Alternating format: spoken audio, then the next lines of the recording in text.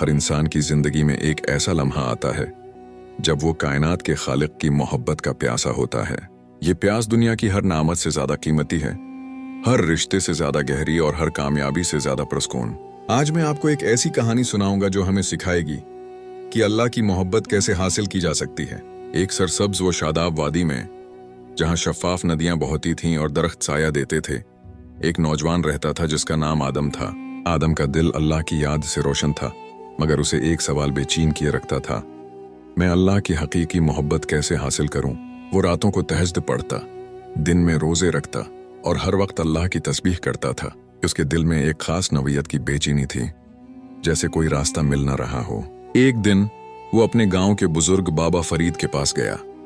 बाबा फरीद अपनी हिकमत और अल्लाह की मारिफत के लिए मशहूर थे। बाबा फरीद, आदम ने एहतराम से पूछा, मैं अल्लाह की मोहब्बत कैसे हासिल करूं? मैंने हर वो अमल किया जो मुझे मालूम था, मगर मेरा दिल अब भी बेकरार है।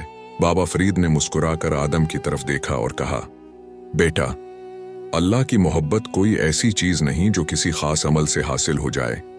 ये दिल की कैफियत का नाम है। आज मैं तुम्हें 3 ऐसे रास्ते बताऊंगा जिन पर चलकर तुम अल्लाह की मोहब्बत का करब हासिल कर सकोगे। पहला रास्ता है अल्लाह की मखलूक से मोहब्बत।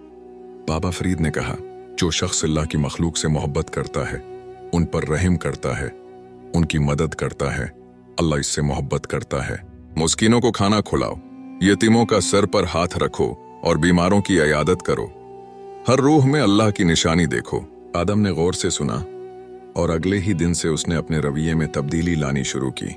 उसने न सिर्फ इंसानों बल्कि जानवरों और पौधों का भी ख्याल रखना शुरू किया। उसके दिल में एक नई नरमी पैदा हुई। दूसरा रास्ता है अपनी ख्वाहिशात पर काबू पाना।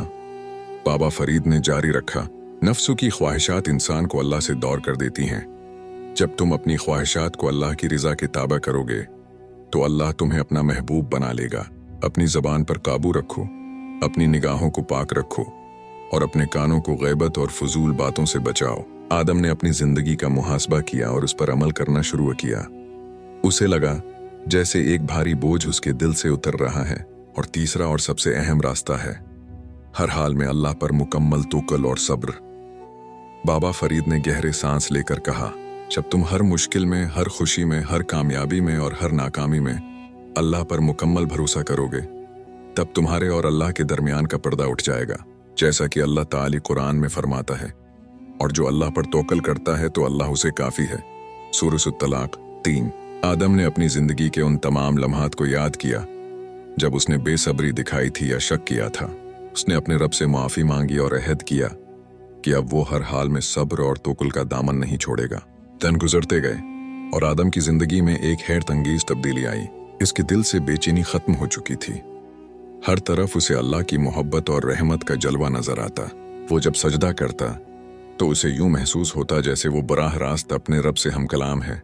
बाबा फरीद ने एक दिन उसे देखकर कहा, बेटा, अब तुमने वो मोहब्बत पाली है जिसकी तुम्हें तलाश थी। ये अल्लाह की मोहब्बत है जो तुम्हें अपनी मखलूक से मोहब्बत करने, अपनी ख्वाहिशात पर काबू पाने और उस पर मुकम्मल तवक्कुल करने से मिली है। ये कहानी हमें बताती है कि अल्लाह की मोहब्बत कोई दौर की चीज नहीं, बल्कि ये हमारे दिलों के अंदर है।